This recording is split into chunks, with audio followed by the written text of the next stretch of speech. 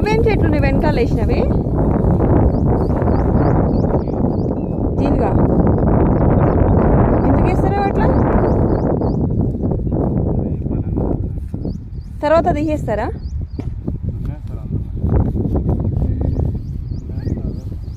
ఆ చెట్లు తీసుకొచ్చి పెడతారా అంటే గింజలు ఏమైనా చల్లుతారా? అవి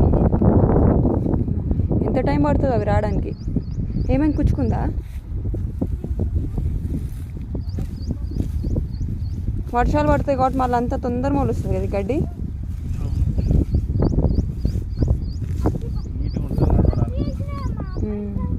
ఈ మడి కూడా ఇది ఎప్పుడు వేస్తారు?